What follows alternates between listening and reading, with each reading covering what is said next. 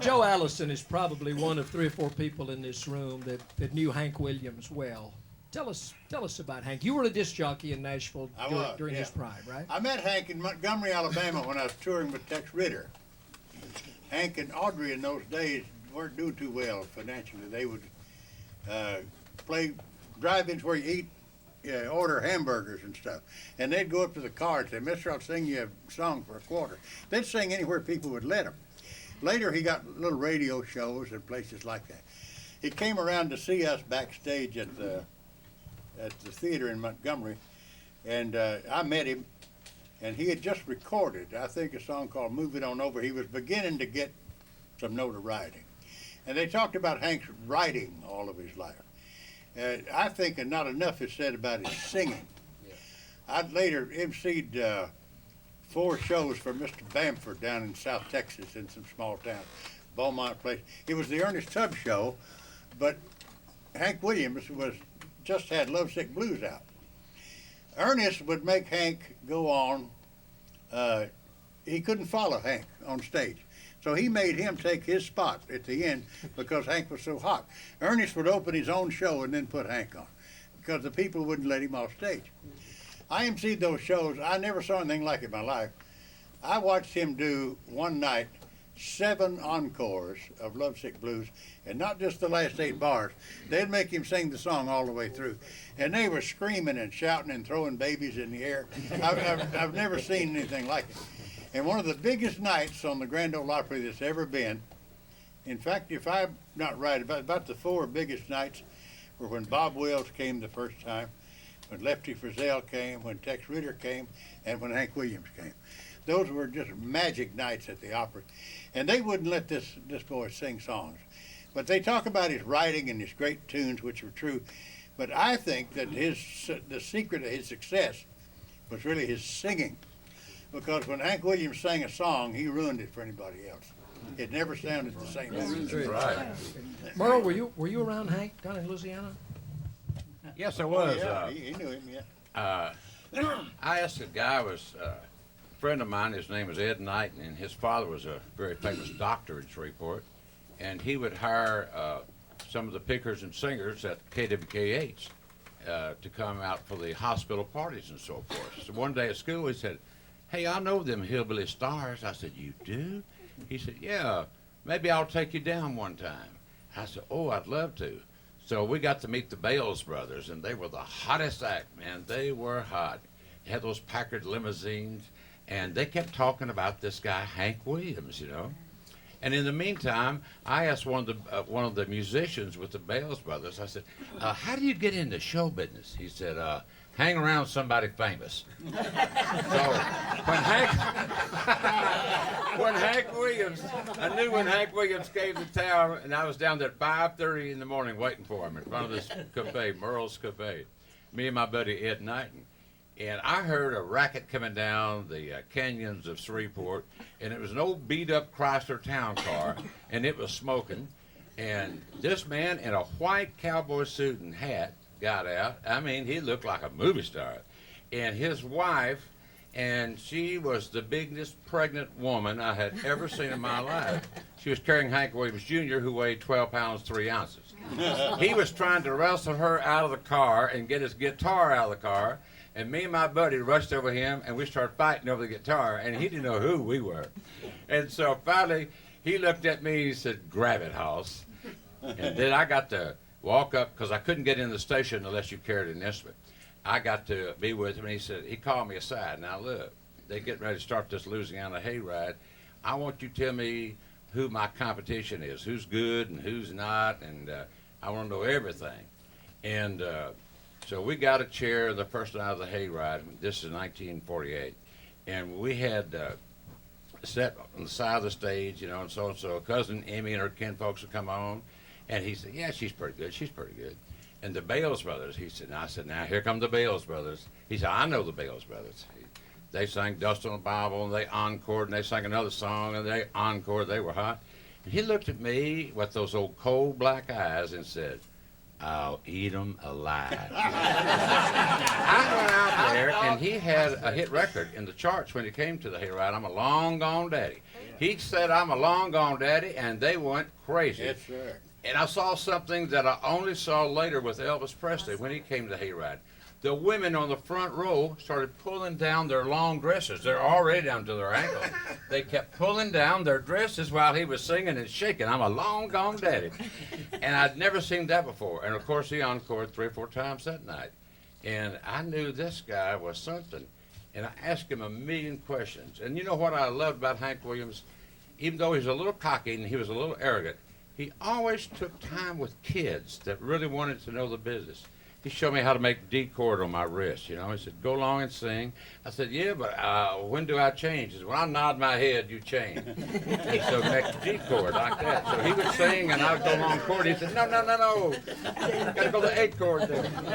And he was so good. And then I'd catch him reading books. And he flipped the pages, and I saw that he was reading true romance comic books. My sister read true romance comic books. I said, Hank, what are you reading all them sissy books for? Oh, he blew up. Sissy? Boy, where do you think I get my idea for songs? Listen to this line. Why can't I free your doubtful mind and melt your cold, cold heart? I said, whoa. I said, is that how you do it? He said, well, that's a start. He said, but you got to be real. You got to fall in love and have somebody break your heart in a million pieces and be able to hit somebody out there listening to you and say, yeah, that happened to me too. You started reading them then. And I wrote my first million seller when I was 18, More and More by Wes Pierce. And that girl broke my heart through Ring of Fire and what was Hey, wait. Hey, Bill, here's an interesting story that I think this will add to the historic value of this meeting. Justin Tubb was in college in Austin. Justin was at the last show Hank ever performed. I had entered the University of Texas in September of 1952, and my cousin Doug and Billy were down there going to high school. So Hank played there. I think it was December the 19th of 1952, and we went out. I had known him previously from my trips to Nashville to visit my dad, and we had gotten pretty close. He called me Little Tub. We went out to see him, and Mr. Warren Stark, who owned the Skyline Club, would not let us in, first of all, because we were 17 years old. And I said, well, would you please go tell Hank that we're here, you know. So Hank came to the front door to get us and took us back in his dressing room, and I spent the whole evening in his dressing room, except when he was on stage, and we'd go out and watch him sing. He told me that night that he had just talked to Mr. Denny in Nashville, and that they were going to take him back on the Opry. He said, I got one date to play New Year's Day, and then I'm moving back to Nashville. You know, that night has stood out in my mind for years and years and years. One other thing I wanted to, I was thinking back about the last show that Hank ever worked was at the Skyline Club in Austin, and Merle and I were talking about this before. That was in 1952, and the last show he played was in Austin at the Skyline Club, and he was married to Billie Jean. In 1961, the last show that Johnny Horton ever played was at the Skyline Club in Austin, and he was killed in a car wreck on the way back to Shreveport. I ain't playing the Skyline Club, I'll tell you that. He was married to Billie Jean. Don't marry Billie Jean. It's one of the two. He did not play it. Have you ever seen Billie Jean? I'd risk it. You'd take a shot, wouldn't you? I had the pleasure of working that whole tour. In fact, I went over there and sang one song, a couple of songs at the Skyline Club because I had to go out to Carlsbad, New Mexico for a New Year's Eve date. But I worked that whole tour. I was his opening act for 10 days there. In fact, when we was talking about Married to Billie Jean, I went over there and sang at their wedding, that big jambalaya wedding in New Orleans. So, in fact, right before he got married, he came out on the stage when I was singing Anything Your Heart Desires, which was my hit song at the time. So he was dragging Billie Jean by the hand out there, and he just kind of pushed me aside, and he said, Walker, I'll see you in just a minute. When Hank comes to get married, he's going to get married. we got through with that, and I saw him at the hayride because that's where I was working then. And he said, Walker, I'm sorry I had to do that to you, but I said I could have killed you. I said I ain't never seen anybody just interrupt a guy's hit song like you can. He said, I tell you what to do. He said, I'm doing a 10-day tour down in Texas. Why don't you come be my opening act? And so we started about the 11th of December and worked right on through till the 21st. And the day before the show in Austin there at the Skyline Club, we played Snook, Texas. Big old Snook. Oh, well. And so I've got a picture of me and him and taken in Snook, Texas, and Floyd Kramer's in the picture also. He came over there and watched us perform that night, and it was amazing to me how people just revered the man. And even though there was a lot of problems health-wise on that whole tour, he could be down and out and just about ready to give up. And when he hit the stage, man, you would never known that the guy had a problem in the world. He came on and did that show, and he was electric to the audience. And when he'd get off of it, he'd just kind of collapse. But he was a great performer. Hey, Skeeter, did you know that the lady you're sitting next to up there was once kissed by Elvis Presley? Really? Well, so was I, but what's the story? Oh, yeah. Oh, really? Now we're going to go around the room. Everybody says so, but tell yours. Oh, tell your story. Okay, well, I have a feeling I better tell mine first. No, we were rehearsing at the opera. You know, of course, this was at the Ryman. Back whenever there was only one dressing room for the women, and that was the ladies' bathroom. And there were a couple of dressing rooms, I think, on the other side for the guys. And we were in Mr. Bill Monroe's dressing room where he always rehearsed, and my mother and dad and I were there rehearsing. And somebody said, Elvis is in the building. And that's what we heard. Elvis, you know, we all kid about that now, but that's what we heard. And then someone said, and I was only 15, so really impressionable, and I knew who Elvis was. And I remember hearing someone say, you know, a woman just passed out there. She met him and just passed out on the floor. She's laying out there on the floor. And I thought, that will not happen to me. And it didn't. It really didn't. So I thought, Even when he kissed you? even when he kissed me. So anyway, he came in and was listening to Bill Monroe, and rehearse. And I think he was doing a Blue Moon of Kentucky. Of course, you know how Elvis loved that. And since he recorded it too. And then my mother and dad and I rehearsed, and then Bill sang some more. And Elvis said, grabbed my hand and said, let's dance. And you know, he was flirting around, and my little childish mind of 15 years remembers that. And I said, I can't dance. You know, that's about the most panic I gave him. And he said, come on, we're going to dance. And we danced. And danced to Bill Monroe. That doesn't get any better than that. We danced with Elvis Presley to Bill Monroe music. And so finally, when the song was over, he came over and hugged me and kissed me on this cheek. This one. Anybody wants to? The right cheek. I still She hasn't remember. washed it yet. No, that one's a whole lot darker than the other one. And then he went to my dad and he said, "Can I take her home?" And my dad said, "Well, let's give it a little more time." And you can ask again. But a year later, he did find someone to take home. And it was Priscilla, another brunette, and you know. But that was my meeting with Elvis, and that's back when he was at his most handsomest. Is that a word? But it is for Elvis. He was, those baby blue eyes. He didn't look bad in gorgeous 1970 hair. when I met him either. And you met him too, huh? Oh, he was a pretty thing. I say 70. It was 69. I was out in Las Vegas, and it was really an odd feeling to be on stage singing Big Boss Man in my show when he had just come off the big hit of it. And he's sitting out in the audience, and I had the privilege of getting to introduce him. They allowed me to do that. He stood up, and everybody, you know, gasping. Some people didn't know he was there because they brought him in after the room was darkened. And when it was all over with, he came back to the dressing room and visited me and my family for a good hour. And his guards kept looking in the room to see if it was hurting him, I guess. I don't know what they thought was doing. He'd just been in there longer than they expected. But he just enjoyed simple down-home conversation about such things as he liked to eat cheeseburgers and where we'd come from in Anson, Texas, and the fact that we grew up picking cotton and just things he related to. And boy, he was pretty. And I'm not. He was. You're right. My husband said that he said I've never said this about a man, but he said that's the prettiest man I've ever seen. I got to tell something.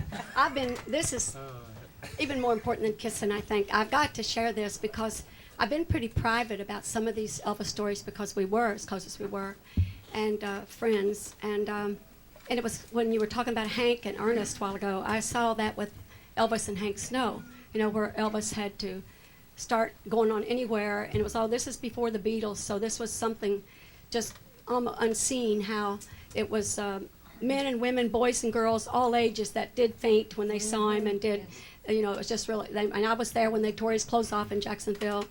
And I'll have to tell you, we'll have to tell a May accent story later about the Elvis shirt, but this right now I feel really led to say, because I've never really shared it, maybe once to just friends at my home, but I never played Las Vegas. I always turned down the nightclubs because I'd never played the clubs.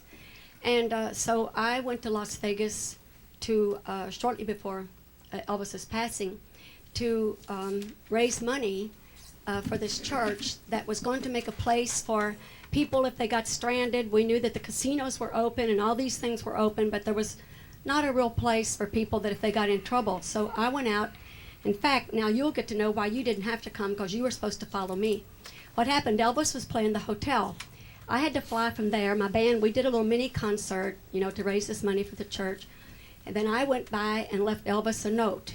He was in the shower. I had to run to get my plane. The boys were dropping me at the airport. And I left him a note, and I told him that I knew that he knew where real peace was, and I trust that he finds it. And so what happened? I told him what I was there for and the pastor's name.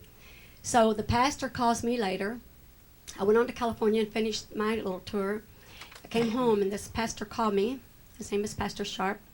And Elvis had called him, Elvis had called him, about 4 a.m. and woke him up. And he said, I want to help or finish what Skeeter came out here to start. And of course the pastor hung up on him when he said he was Elvis. He didn't believe it. And then when he said, he didn't believe it. And when he said, well, Skeeter came out here, she's trying to do something, build something, whatever, I want to do that. This never made the 6 o'clock news because I never got out and yelled at everybody. But now I don't know when I'm leaving here, but as sick as I am, I feel like I could be any day. But anyway, I want to share some of these things. But he did do that. And the building was raised because I know they were going to bring Jeannie C next, and then they were going to bring Connie. And he just wiped it all out just like that, and the building was raised. And of course it's there for people that are stranded and everything like that. But Elvis, I could tell you, we could take the whole tape, me telling you Elvis stories, but I think that's good to share. And the main thing I wanted to say was, I don't know, Fred may know this because of knowing Mary and Felton, and the friendship. But I don't think the world knows it, but probably you do. But right after that, shortly after that, Elvis called Rex Humbard to come to Graceland, the pastor from Cleveland, and had a real spiritual experience with the Lord. And what he had planned to do, and I'm sure Fred will confirm this, and it's never been talked about that much on the news or anything. I've been pretty private about it, like I said. But anyway, his next big project was to do a television special like he had done from Hawaii. And he was fixing to make such a proclamation of his faith in the Lord Jesus Christ. And so I've always hurt, of course, from losing him, but really hurt because of his premature death, and he never got to do that. And so maybe it's time that we share that and somebody knows about it. But anyway, when Rex Humbard came to his home and he was crying, and his little girl said, "What's wrong, Daddy?" And he said, "Nothing now." And I know that was the peace that I was trying to tell him about, and that had started way back there. But isn't that great? Oh, And glad I got somebody here who can confirm that with me. I would like to share that through the years, like many other people who loved him, I prayed for Elvis Presley. I'm sure he probably prayed for me. But the night that he died, I was awakened about 3 or 4 o'clock in the morning with Elvis Presley on my mind, and that didn't happen. When I prayed for him, it was during the day or whenever I said my prayers, but I was awakened with him on my mind and praying for him. And the next day I heard that he had passed away. And I have the feeling that people all over were being raised to intercede for him that night because it was his time to go on to glory. I was at one of his sessions one time, and there was a photographer that was doing a story about him, and he would follow him around and shooting pictures, and Elvis would talk to him and was kidding with him. And this was during the time that Elvis was recording one of his gospel albums. And then I was sitting in one of the chairs that was along the wall, and Elvis and this reporter came over and said, about as far as y'all are from me, and I was sitting there, and I heard this guy ask Elvis, he said, do you believe all this stuff you're singing? And Elvis said, are you asking me if I believe in the Lord? And the guy said, yeah, you don't believe all that stuff, do you? And Elvis said, well, let me ask you this, do you? He said, I know. He said, I don't believe that. He said, now let me ask you a question. Said, what are you going to do when you die and find out there isn't the Lord? And you've been believing in this all the time. Elvis got up, and I never saw him speak to the guy again, but the last thing he said to him was, what are you going to do when you die and find out there is a Lord? Yeah. Elvis You know, always when I said met one him, king, Bill, one he king. didn't kiss me on either cheek.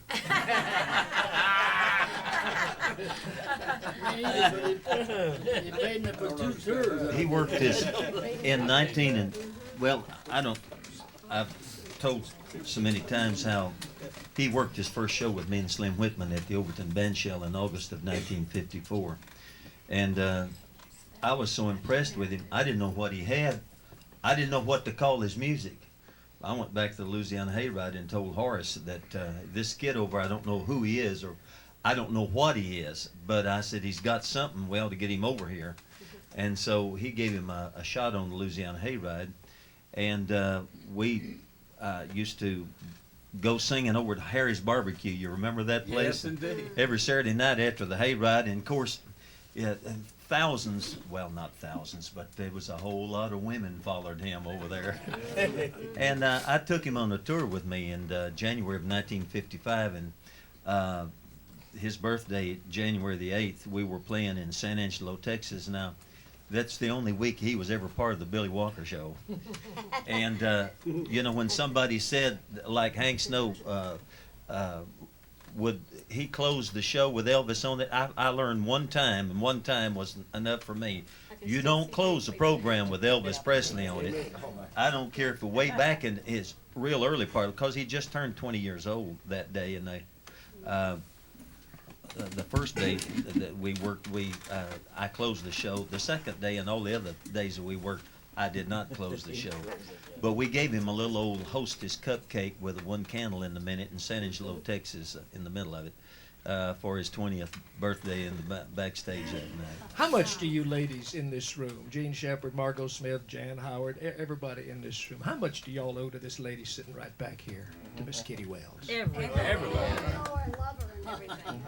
Explain what you mean when you say, Gene, when you say everything. Well, Kitty come along a couple years before I did, but I remember it wasn't God who made Honky Tonk Angels, and I made what we called in a little acetate recording, and that's what Faber Robinson took over to let Hank Thompson hear it, and then Hank, of course, went to Ken Nelson and said, I think you should sign this lady, and Ken said, oh, no, there's no place in country music for female singers. He said every band needs a girl singer, and it was that way for a lot of years. I know, after I had a new one, it wasn't God who made Honky Tonk Angels, and all the other record labels started signing up the girls. Yeah, but they still did. They didn't believe in him. The first record I had out, they gave me equal billing with the great Speedy West. They had to have his name on it, and then even though Speedy just played the steel guitar, but in the second record when we done the Dear John letter and sold 1 million records, I went back to Ken. I said, you still don't think there's any room for us? But and then Faron Husky, he owes me $48. He was the leader on the session, and then he got half of the money too.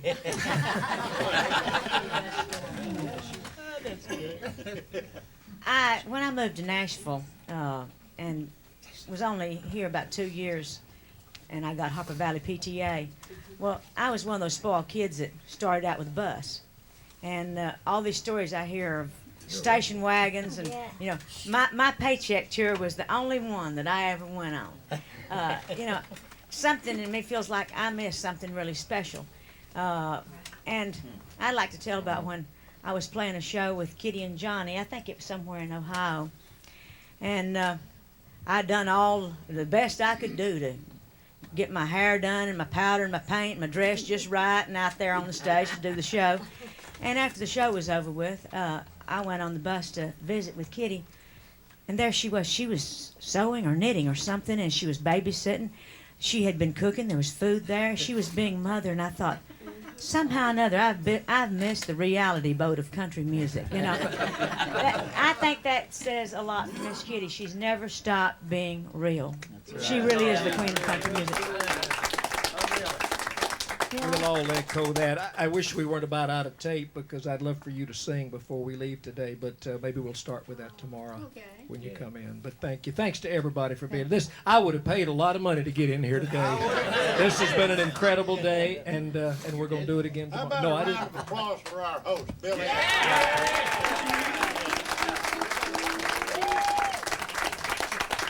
Thank you, and I think all of us. I think Mike Johnson and all the band deserves our applause. And I tell you, I wouldn't say this if he could hear me, but Larry Black has treated us awful well today. That was a good meal and everything, and we thank you. And we'll see everybody back here tomorrow. That's rock and roll. We'll eat again tomorrow. It's been wonderful. We'll eat tomorrow.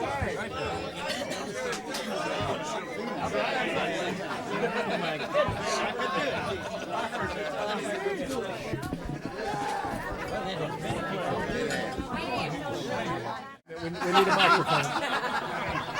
There's one person I want to mention that's meant a lot to me and done a lot for my career, and that's Tillman Franks. Yep. Down in Shreveport, Louisiana. Yeah, he was Johnny He won the Horton's manager. best. Was he your manager at one Yeah, time? that's right. Billy Walker. It was mine, too. Was your manager? David Houston. Yeah. David Houston, yeah, he's got a lot of great careers. I tell you what, he was a good manager. I remember walking up to Johnny Horton one time. Now this is a manager doing his job. I said, "Hey Johnny, how you doing?" Tillman said, "He's fine."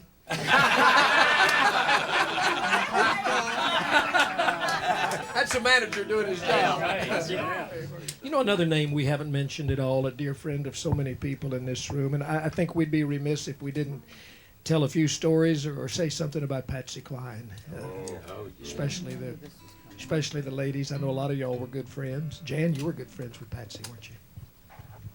Yeah, I was a fan before I ever met Patsy. I was living in Los Angeles, and I was just a huge fan of Patsy Cline. Anything that she came, if it was on the radio and if it was Patsy Cline, I listened because I just thought she had such a tremendous voice. Never dreamed of meeting her, and then I came to Nashville and started appearing on the Opry. But I had, believe it or not, I was so shy at that time. I would only come and do my spot and I'd leave. But because I just didn't, I was too shy to hang around, you know. I really wanted to, but that's what I'd do. And so, except when Patsy was on. If Patsy was on, I would stay long enough to hear her sing. But I said, she didn't know me from Adam, whatever. And so after she sang, then I'd go change clothes, which we all changed in the ladies' restroom there. And the first time I met her was when she came in the restroom when I was changing clothes. And I really don't want to say exactly what she said because somebody said one time, says, "Go ahead, Jan, say exactly what she said," and it got thrown out of the TV show, so I'm not going to say it. But anyway, she walked in and said, "You're a conceited little so-and-so, you know," and said, "You just come in here and waltz in here and do your number and you waltz out. Don't say hello or kiss my foot or anything else to anybody." And I just said, "Oh, wait a minute." You know, that's when my Indian and Irish came to the top. And I said, wait just a minute. I mean, that isn't the reason. Anyway, I explained the reason. And she said, "You're all right, honey." Said, "So we're going to be good friends." And we were. And yes, I saw all sides of Patsy. She had a heart as big as all get out. She really did. But if she liked you, she told you so. She loved you if she liked you. And if she didn't, she flat told you so in a hot minute. and but she loved to sing. She loved Western swing music. And one night, Charlie and Patsy and Harlan and I went to Fort Campbell. Leon McAuliffe was playing up there, and we went up there because she wanted to hear Leon McAuliffe from the Western swing. And she got up and sang San Antonio Rose and Bill Bailey, and I don't know, something else with Leon McAuliffe. And she literally loved what she was doing. Justin used to write some songs around her, didn't Yeah. you? Go to the guitar pulls over at her house. And Yeah, I went to several parties out there where the writers. She loved songwriters. She's like Bobby Bear. She lived with songwriters, and we used to go out there all the time. And she cut a song of mine called "Imagine That," which was a pretty good hit for her in 1962, I guess. And but how I sang the song out there at one of the guitar pulls, and she said, "Hey, I like that." She said, "Get me a tape on that." And so I more or less forgot about it for a while. And one disc jockey convention or whatever it was, I was driving my car down Broadway, down towards Tootsie's, and Charlie and Patsy were driving up, going to their room at the Downtowner, I think is where it was. And he stopped the car and honked the horn, and I stopped the car, and she got out and leaned over the car and said, "Are you going to bring me that song or not?" And I said, "Yeah, I'll bring it now." I said, "What room you in?" They told me the room, so I turned my car around and went on back up there, and I gave it to her that night, and she cut it, I guess, within 2 weeks, something like that. But Mac, did you know Patsy in the early days before she was a star when you were up in Virginia and she was from up there? Yeah, I was working at Richmond, Virginia on Old Dominion Barn Dance, and she was just starting. She moved to Winchester, not too far from there. I was working with Jimmy Dean show and things like that when I first met her. And we did some shows in the area. Did quite a few of those town and country shows at Jimmy Dean. That some of the first not live, but taped television shows there ever was, I guess. Did you figure Patsy was going to be a big star? She couldn't keep from it. It just was all over, Yeah. Very obvious. Do you think she would ever believe she's as big today as she's become? I mean, I doubt that there's any female singer around the world that's any better known than Patsy Cline and sells as many records as she does today. She'd never believed it. I made the demos on most of Patsy's songs in the early 60s, from 60 to on up to the last of the original songs. I made this demo on I Fall to Pieces and several of the Hank Cochran songs and some of the Willie songs. But Patsy never liked the A-sides of any of hers. Not any of those. She didn't. She sang the B-sides. And Freddie Hart gave me a song. Well, I Fall to Pieces, of course, was a natural for Patsy, even though I love the song. It was supposed to be your song. Well, yeah, it was supposed to have been my song. But, looking back and in retrospective, you things work out, because I could never have sung the song like Patsy did. I really couldn't. But Freddie Hart gave me a song, and Can't Love It in Vain. And I took it to Joe Johnson, who was recording me at the time, and he didn't like the song. And I love the song. So I said, "Don't worry, Freddie, I'll get you a record on it." Freddie Hart wrote it. And I took it to Patsy. And she fell in love with the song. And it turned out to be the B-side of I Fall to Pieces, Lovin' in Vain. And she didn't sing I Fall to Pieces for a long time. And she came up to the house one day, and she was working the Kentucky State Fair. She said, "I guess I got to learn that song." She said, "I'm getting requests for it. I hate the song." And she really didn't like it. And according to her. I traded Crazy for Charlie shoes, Willie had been living with me and had written Funny How Time Slips Away for me. And he had already had Crazy, which he recorded in Houston as Hugh Nelson. And so I put a hold on it. And of course, we took him around to try to get him a songwriting deal. And so Hank Cochran called me up one day, and he said, "Owen wants to cut Crazy with Patsy Cline. Can we take your hold off of it?" He said, "You got a song just like it, Funny How Time Slips Away." And so I said, "Well, if you'll find me another hit song." So about a week later, he called me with Charlie Shoes. So I think we both got good deals out of the thing. And you never know when one song is going to be a signature song for an artist. And you could record it and wouldn't do anything, but they could record it and do everything. I will tell you one about Faron. One time we played a date. We played a date together down in Florida, and on our way back, we kept seeing this sign: "See the wild band in the snake pit." And about every 4 or 5 miles we'd see it, and then directly it got to say, "1 more mile to the man's snake pit. Half a mile to the man's snake." Said, "You're there then, you know." So we went up to this little tent, had a tent there, and they had a long hallway section off from it. And that's where the wild man would be down there, and had a hallway. Well, it cost us $3 a piece. He said, "Let's go see that crazy thing." And it's something I can't say that he told me. But anyway, he said, "Let's go see it." I said, "Okay." So we stopped.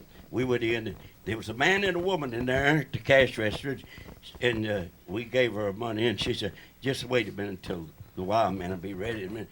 And I guess it was her husband. He'd done disappeared. And so we knew we'd had it, and Faron gonna let them know it. He knew it, you know.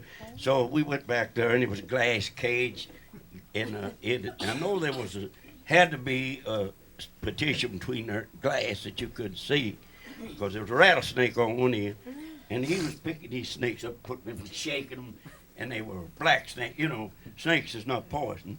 And Faron knocked on it. They said, "Hey!" He had hair. That guy's hair was dragging the floor, you know, a wig.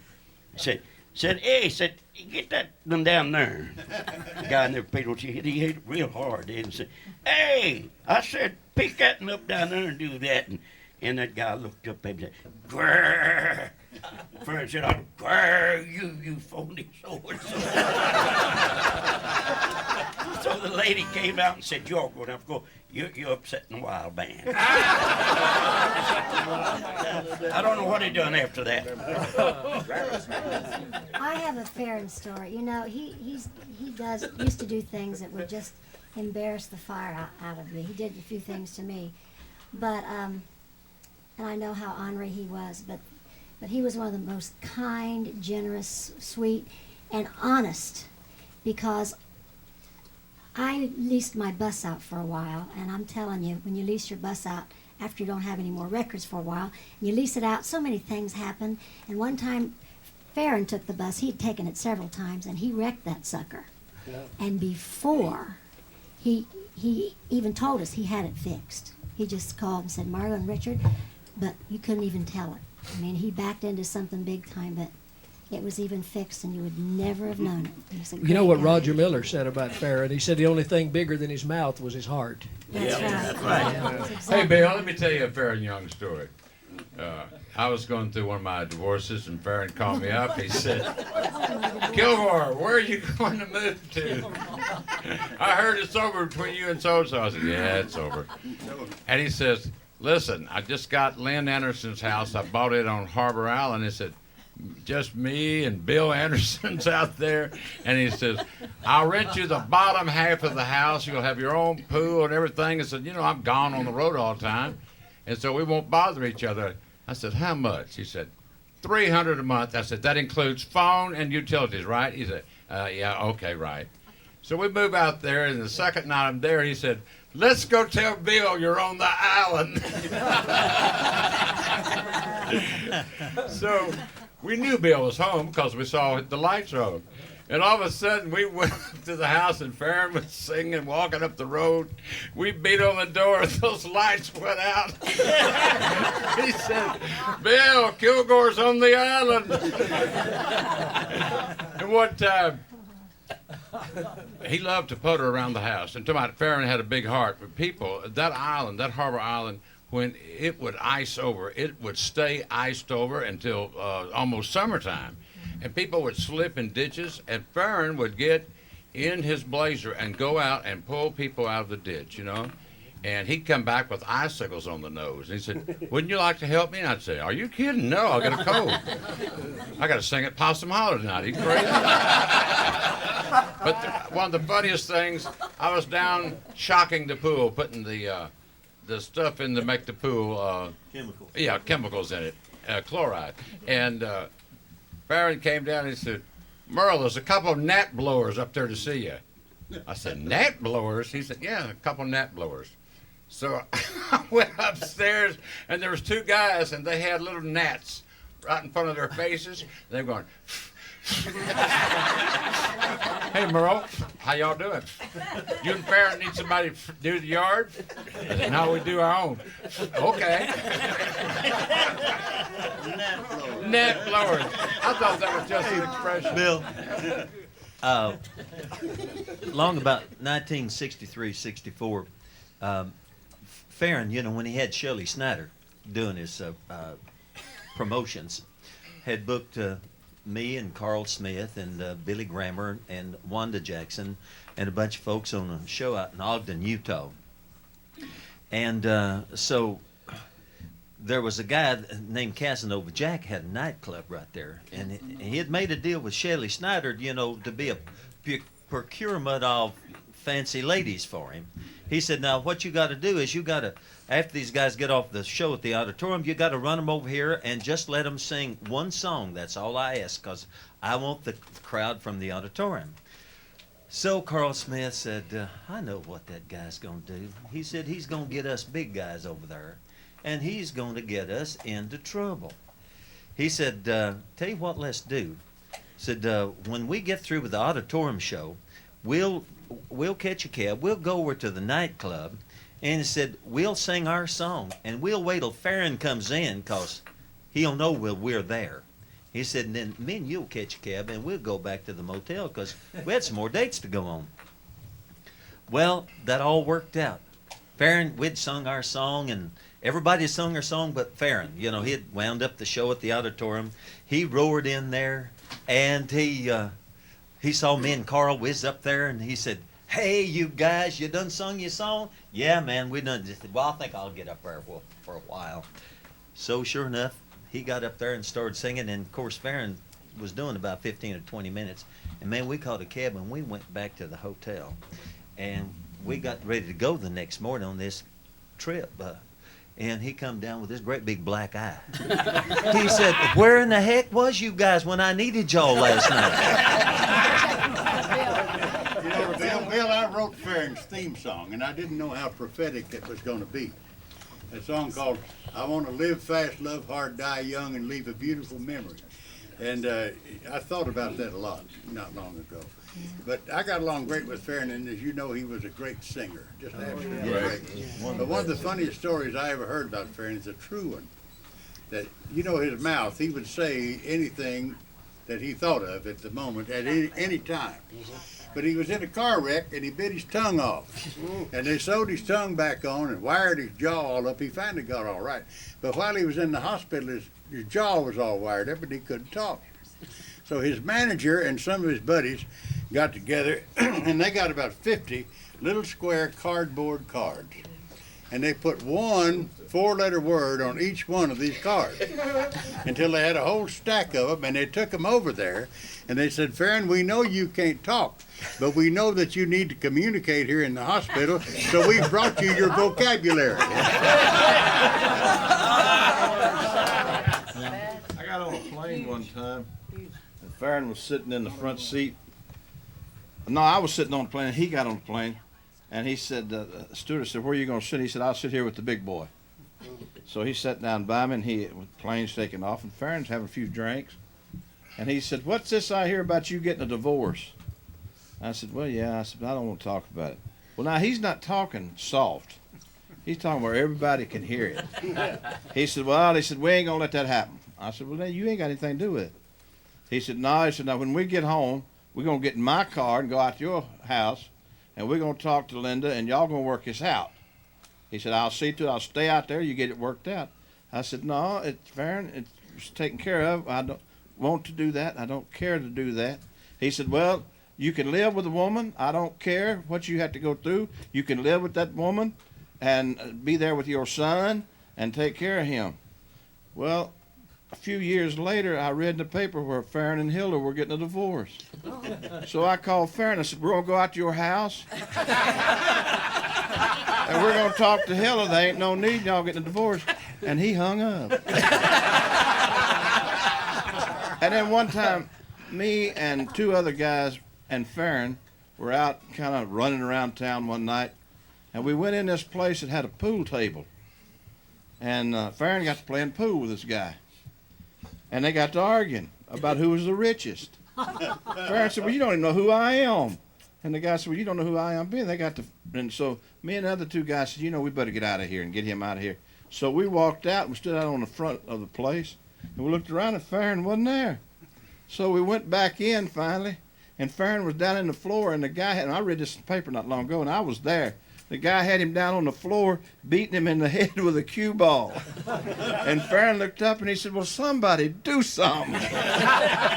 we got him off of Faron, and Faron was hurting real bad and took him to the hospital, and he had a concussion. But as he's going out the door, he turned to the guy and he said, but I am richer than you.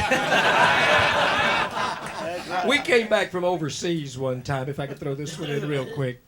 And in those days when you flew in from London to New York, you flew into Kennedy Airport, you had to get a cab and go to LaGuardia to catch the plane to come to Nashville. Well, our plane was a little late from England, and Faron was so afraid we weren't going to get there in time because we'd been gone a long time. We wanted to get home. And we got into customs, and there must have been 8 million people in customs. I said, Faron, we'll never make the plane. There's no way. He said, watch this. He walked up to the head. This is New York City now, but the days when there wasn't any country music much in New York City. Faron looked over the room, and he found a guy that looked like he was in charge. Faron walked up and tapped him on the shoulder, and the guy turned around. He said, excuse me, he said, do you like country music? And this customs man said, well, yes, as a matter of fact, I do. Faron said, bet you never thought you'd get to meet Faron Young, did you? And we got through customs and we got home. Bill, let me tell you this quick story. When I first moved to Nashville, Faron called me and he said, I hear you're going to do the Friday Night Opera. I said, yeah. He said, all right, I want you to be on my show. I'm telling them you're going to be on my show. I want to introduce you. I'm so proud of you having Wolverton Mountain a big hit. And I said, oh, that'll be great, Sheriff. And so I went up there and rehearsed, and came time for the show, and Faron said, and folks, I'll be right back with my special guest in just a moment. He rushed over to me, and his eyes were wild. He said, what's your name? What's your name? I said, ah. He said, tell me your damn name, or I'm going to introduce you as, here's old what's his name. I said, Merle Kilgore. He said, that's right, Merle, I forgot. I have a Faron story that I think should be told because it's one of the big-hearted stories.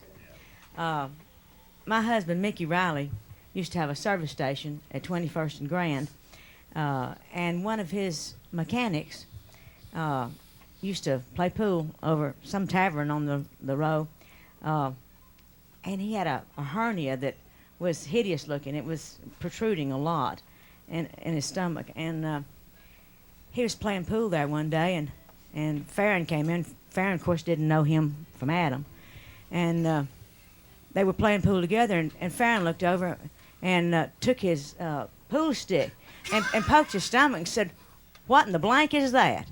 And the guy said, well, it's a hernia. And he said, well, why in the blank don't you have something done about it? He said, I don't have the $500. And he said, now you do. Peeled out $500 to a stranger, never asked it back. Yeah. Bill, I've got to tell this real quick about Faron. Worked with Faron, and he wasn't in too good a shape, and I was furious. He got in a fight. The whole band got in a fight with policemen. We was doing a FOP show. Come back to Nashville, and I said, I don't never want to work with Faron again. And I called him a couple days later. I said, Faron, I hope they don't never ever book me on another show with you. I said, you got a bad problem. You are an alcoholic. You are a drunk. Oh, no, Shep, you know. I said, I'm telling you this because I do love you. He went downstairs and he told Vic Willis, a couple hours later, Vic Willis called me. He said, have you talked to Faron Young today?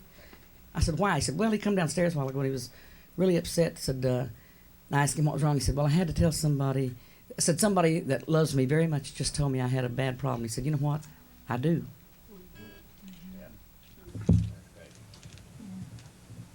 But can I tell you something? When Faron shot himself, I asked Robin, I said, ask the doctor to see if there's any alcohol in his system. And he died a sober man. He also died a saved man. Yes, he did. Yes. Brother Billy Roy Moore was there, and he gave his heart to Christ before he died. I don't know if you all are aware of that or not. sure Carol did. is, I was, but yeah. he also died a saved Yeah. man. Thank God. Yes. Yeah. Thank you. One time we were in with Tootsie's, and they had one of these machines where it's like bowling, and he and I got to doing that for $1 a game, and he beat me every game. And I'd give him my $1, and finally we got through, and he had to go, and he said, well, I had fun. He handed me the $7 back. I said, I don't want it. You want it. He said, you need the money. He said, I'm not going to take that money from you. I said, I don't need the money. He said, well, why don't you need the money? I said, well, I just don't need the money. I got money. I can afford it. He said, well, what are you doing? I said, well, I'm writing my songs. He said, well, you had anything recorded? I said, I just had a thing with Jim Reeves. He said, what was that? I said, well, the back of He'll Have to Go. He took the money. He said, I need it worse than you do. Thank y'all. I think the tape is out, and this has been a marvelous experience. Thanks to everybody for the wonderful job that they did. Just absolutely. Is it over?